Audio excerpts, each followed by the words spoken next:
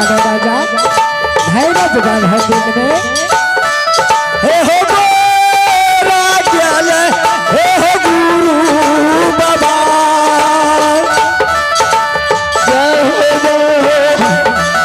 हे हो गोरा ज्ञान या छान तो पूरा हो, हे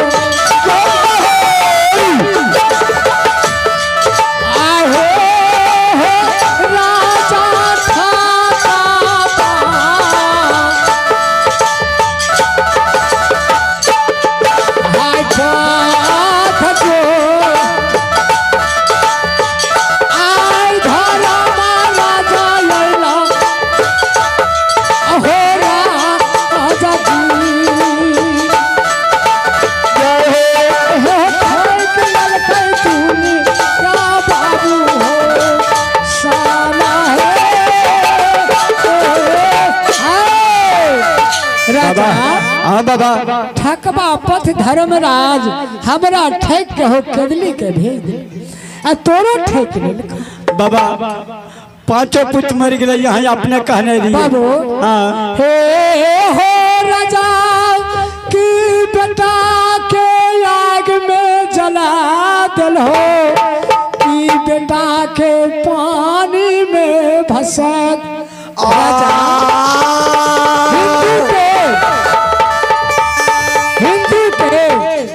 कर्म है ये। हाँ बाबा। तीन कर्म कौन कौन है ये? एक तो पानी में भसा दे, एक तो नहीं है ये तो आग में के जला दे, नहीं है ये तो दफना दे मिट्टी पर। हाँ बाबा।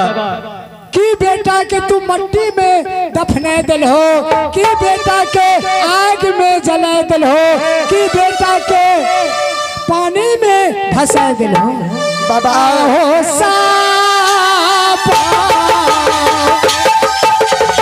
क्या हो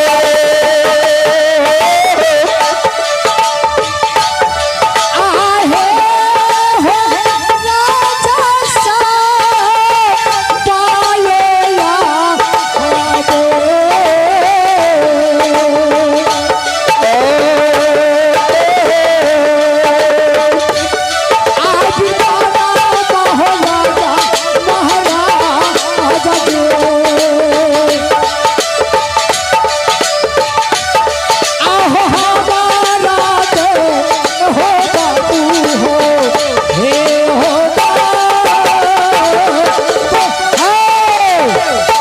राजा गुरु बाबा ई कहा कि बेटा के आग में जला दिल हो, कि जल में भसा दिल हो बाबा। ये अपने के बचन देख लीजिए, नहीं बेटा का पानी में बिगलिए, अन्य बेटा का मट्टी में दफने लिए, अच्छा। अन्य बेटा का आग में जले लिए बाबा। अच्छा। बेटा का की के लिए मनसा 5 को बना कर, अच्छा। घी अटकन तेल लगा कर, घी पर चढ़ा कर अब बेटा का रख दिए दर्शन पर कर, 5 बेटा का रख दिए गुरु बाबा। अच्छा। बाबा रख लिए तो जरूर। हाँ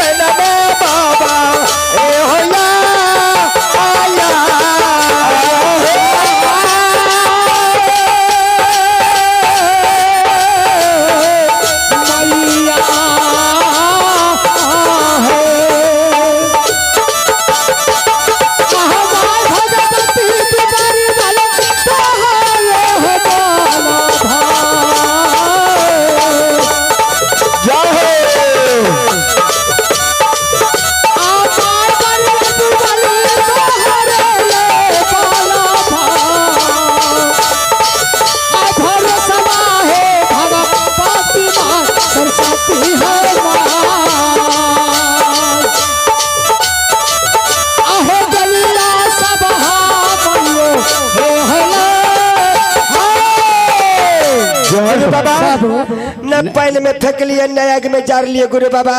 अच्छा बाबा बेटा के घी तेल लगे के मंजूसा में दे के बाबा धर्म गहबर में धर्म के धर्म पर टांग दिलिए बाबा।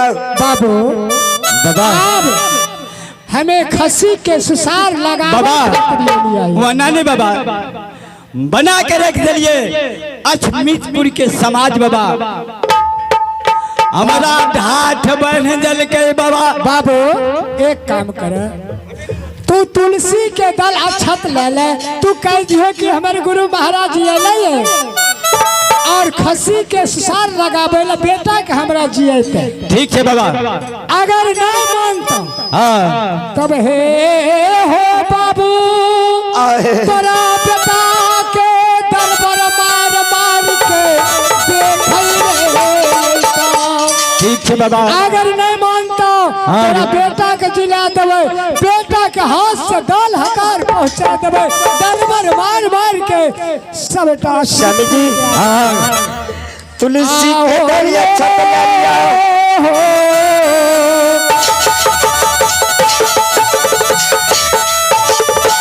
जय ठाकुर जी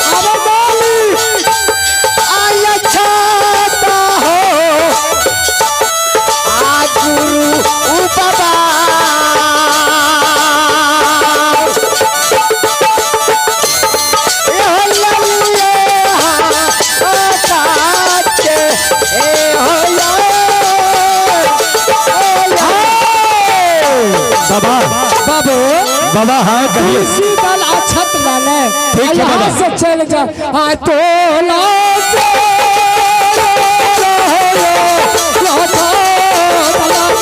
अब चाया